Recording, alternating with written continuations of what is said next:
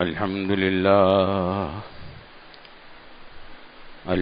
لله نحمده ونستعينه ونستغفره ونؤمن به ونتوكل عليه ونعوذ بالله من شرور أنفسنا ومن سيئات أعمالنا من يهده الله فلا مضل له ومن يضلله فلا هادي له ونشهد أن لا إله إلا الله وحده لا شريك له ونشهد أن سيدنا وسندنا ومولانا محمدا عبده ورسوله صلى الله تعالى عليه وعلى آله وصحبه أجمعين وسلم تسليما كثيرا كثيرا أما بعد فأعوذ بالله من الشيطان الرجيم بسم الله الرحمن الرحيم يا أيها الذين آمنوا اتقوا الله حق تقاته ولا تموتن إلا وأنتم مسلمون واعتصموا بحبل الله جميعا ولا تفرقوا واذكروا نعمة الله عليكم إذ كنتم أعداء فألف بين قلوبكم فأصبحتم بنعمته إخوانا وكنتم على شفا حفرة من النار فأنقذكم منها كذلك يبين الله لكم آياته لعلكم تهتدون. بزرگان محترم اور برادران عزیز، جو آیتیں میں نے اس وقت تلاوت کی ہیں کئی جمعوں سے ان پر بیان چل رہا ہے. اللہ رب العالمین کا ارشاد ہے، ایمان والوں سے خطاب ہے کہ ایمان والو تم تقوی اختیار کرو اللہ کا، اللہ کے نافرمانی سے ڈرو بچو، حق ادا کر دو تقوی کا. اور تقوی کا حق حسن بصری رحمۃ اللہ علیہ نے یہ بتایا کہ اللہ کی اطاعت کریں، نافرمانی نہ کریں، ذکر کریں، یاد رکھیں، اس کو فراموش نہ کریں، اور اس کا شکر ادا کریں، ناشکری نہ کریں اس کی نعمتوں کی. یہ تقوی کا حق ہے.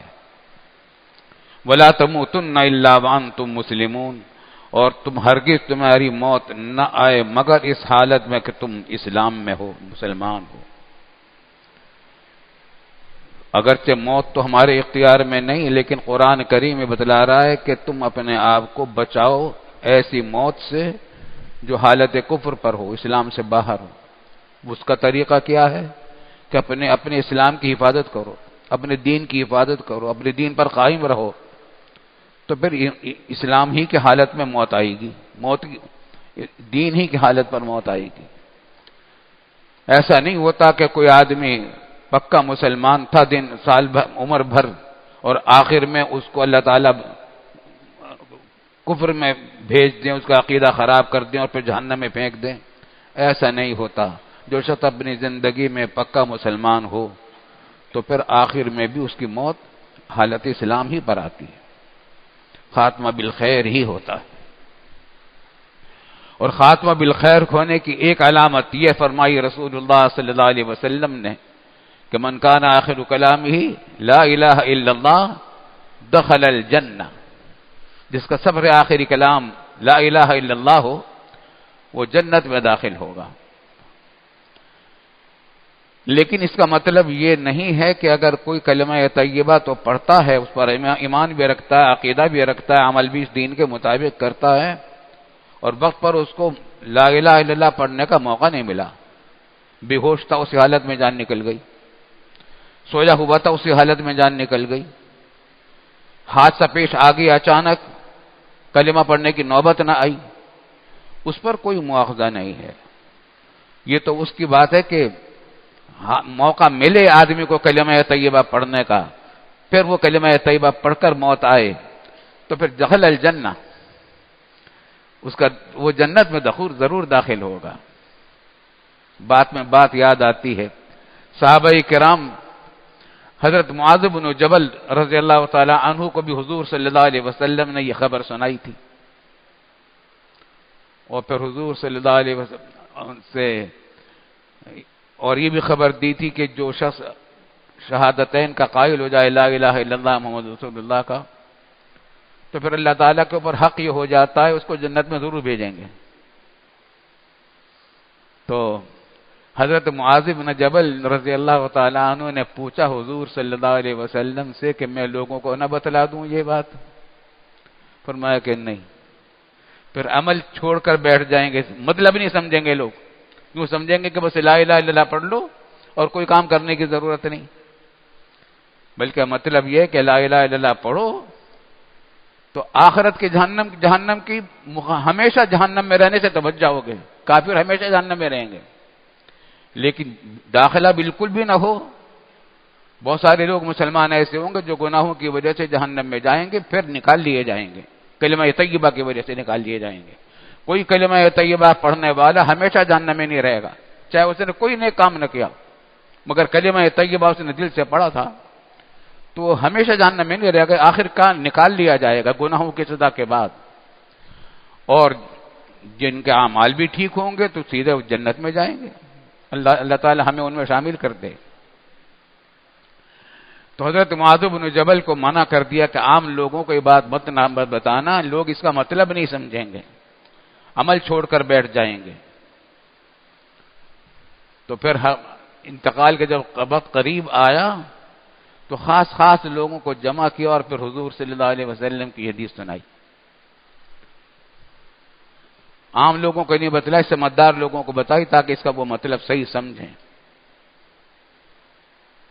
اسی طریقے سے حضرت عبادہ بن صامت رضی اللہ تعالیٰ عنہ کو بھی حضور صلی اللہ علیہ وسلم نے یہ بات بتائی تھی، تو عمر بھر اس کو لوگوں کے سامنے ذکر نہیں کیا، انتقال کے وقت خبر دی۔ ہمارے بزرگوں نے ان احادیث کی شرح میں بتایا کہ ان بزرگوں نے یہ جو کام کیا کہ زندگی بھر نہیں بتایا، وہ تو اس واسطے احتیاط اس میں تھی کہ لوگ اس کا مطلب غلط نہ سمجھ لیں، اور یہ نہ سمجھ لیں کہ عمل کی کوئی ضرورت نہیں۔ اور ایک مقصد یہ بھی ہوتا تھا کہ جب یہ حدیث سنائیں تو ہماری زندگی کا آخری کلام ان کا لا الہ الا اللہ بن جائے۔ چنانچہ اس پر عجیب و غریب ایک واقعہ بھی ہے۔ حدیث کے ایک بڑے مشہور امام ہیں ابو زرعہ رحمت اللہ علیہ، حدیث کے امام ہیں، حافظ حدیث ہیں، جگہ جگہ ان کے ذکر آتے، ان کے احادیث کی کتابیں ہیں۔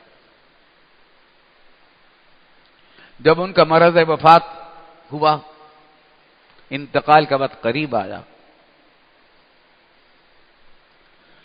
تو آداب میں سے یہ ہے کہ آس پاس کے جو لوگ ہوں وہ یاد دہانی کرائیں مرنے والے کو تاکہ وہ کلمہ طیبہ پڑھ لے، لیکن اس سے یہ نہ کہیں کہ تم کلمہ طیبہ پڑھو،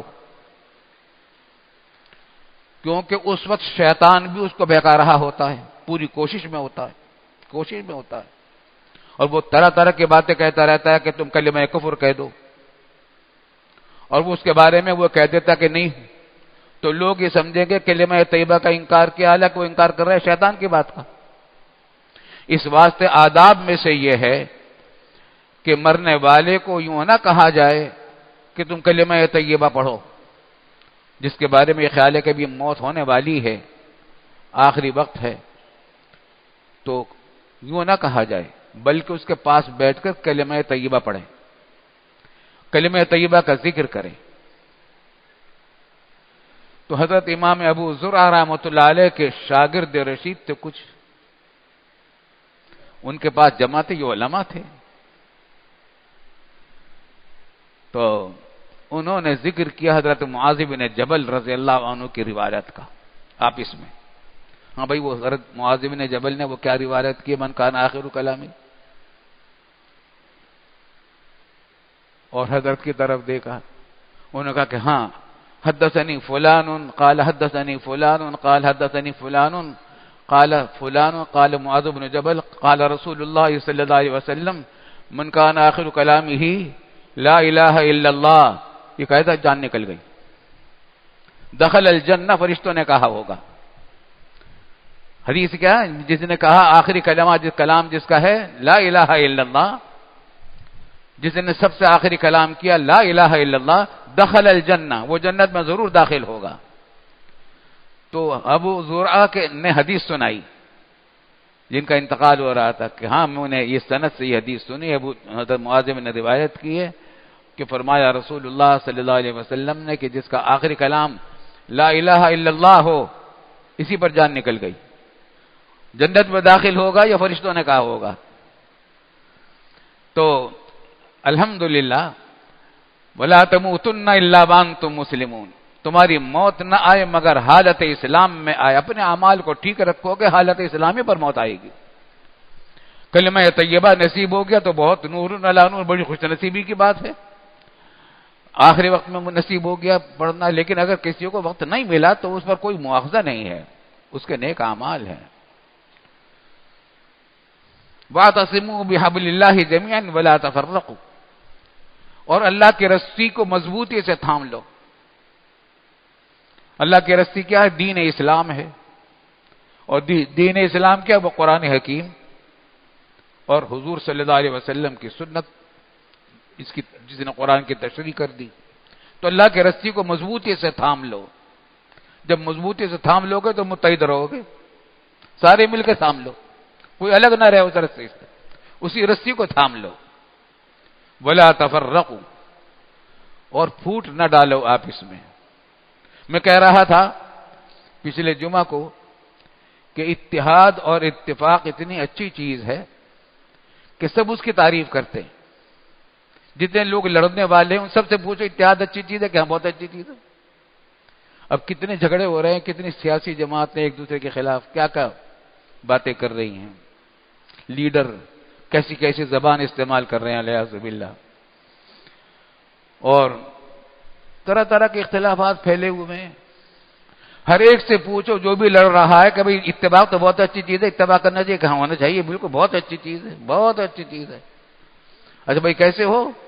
میری بات مان لو، سب میرے اوپر متحد ہو جائے تو اتفاق ہو جائے گا. وہ بھی یہ کہتا ہے کہ میری بات مان لو، وہ بھی یہ کہتا ہے کہ میری بات مان لو، اتفاق نہیں ہو پاتا.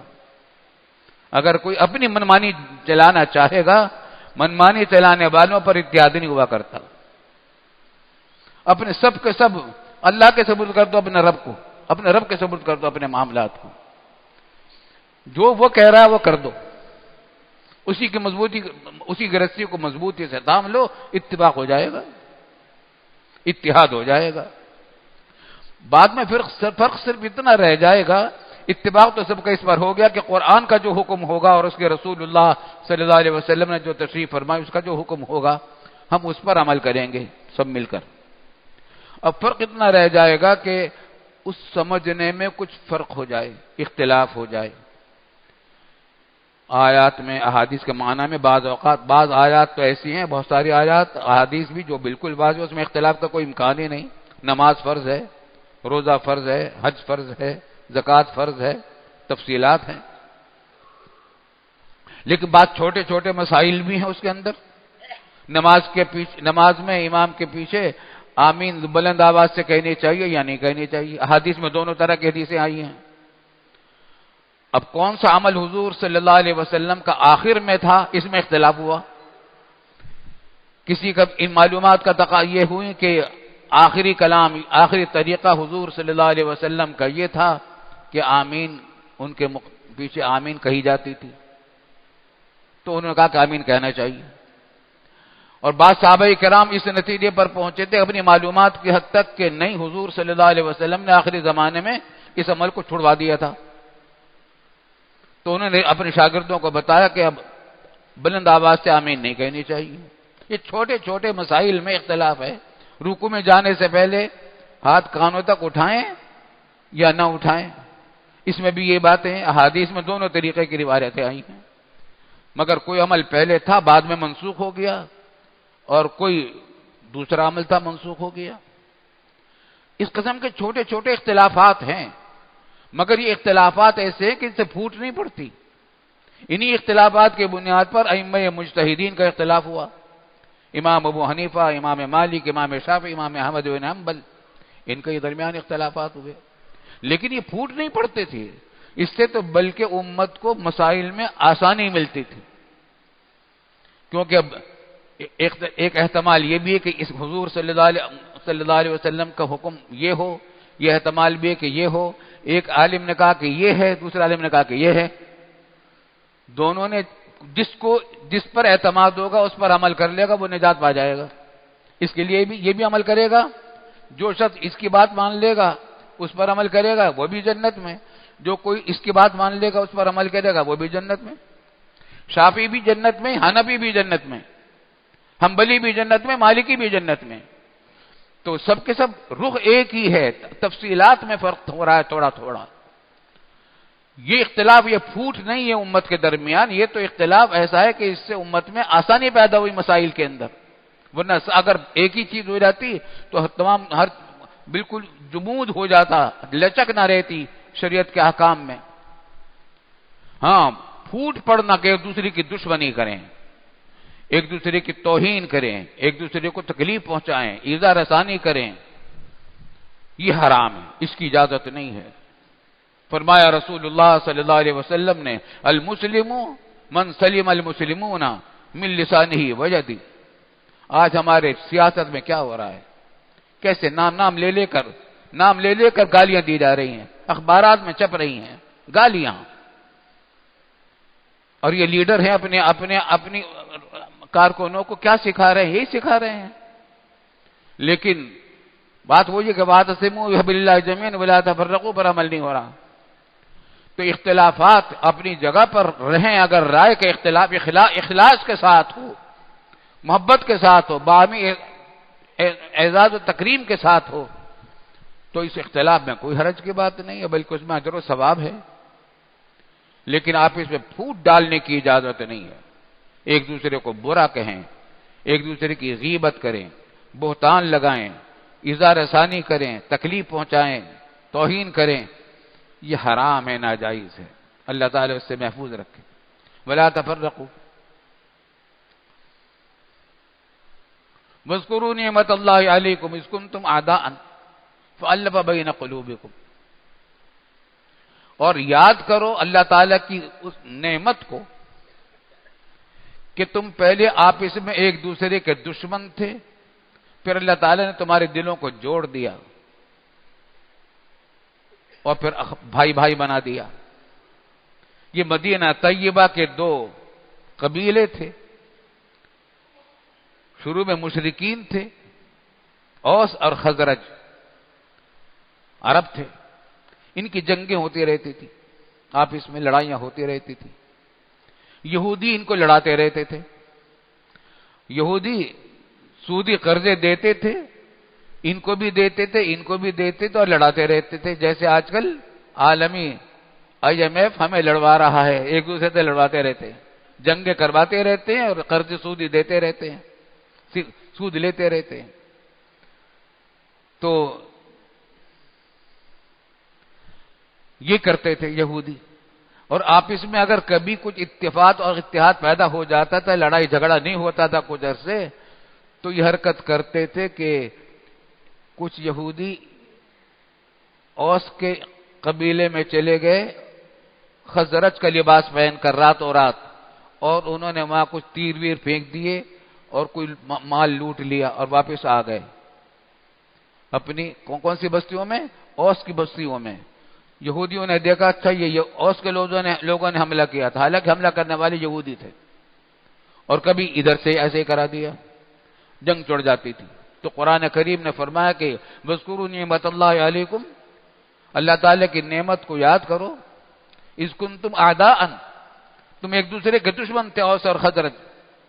فألف بین قلوبکم، تمہارے دلوں کو جوڑ دیا. تاجدار دو عالم سرور کونین صلی اللہ علیہ وسلم ہجرت کر کے مدینہ طیبہ تشریف لائے اور دین کی تعلیمات تمہیں دی اور تم نے اللہ کی رسی کو تھام لیا.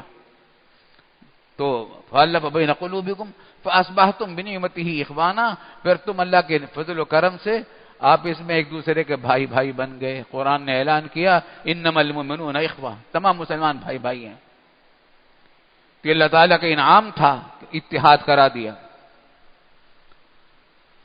تو آج ہمارا مسئلہ جو سب سے بڑا ہے وہ یہی ہے، اتحاد اور اتفاق. مانتے سب ہیں کہ ہونا چاہیے لیکن کرنے کو تیار نہیں، اور وجہ اس کی یہ ہے کہ اس میں اپنے مونچھوں کو نیچا کرنا پڑتا ہے. ہر ایک تکبر کرے کہ میری بات بنے گی نہیں چلے گی. اللہ کے سامنے سب سرنگو ہو جائیں، اس کی کتاب کے سامنے سرنگو ہو جائیں تو اتحاد ہو جائے گا. اللہ تعالی ہمیں توفیق دے اور آپ اس کی پھوٹ سے ہم کو نجات دے دے، دشمنوں کی سازشوں سے نجات دے دے. اب ہوگا کیا رہا، دہشت گردی جو ہو رہی ہے ہمارے ملک میں، یہ ساری سازشیں غیر ملکی ہیں.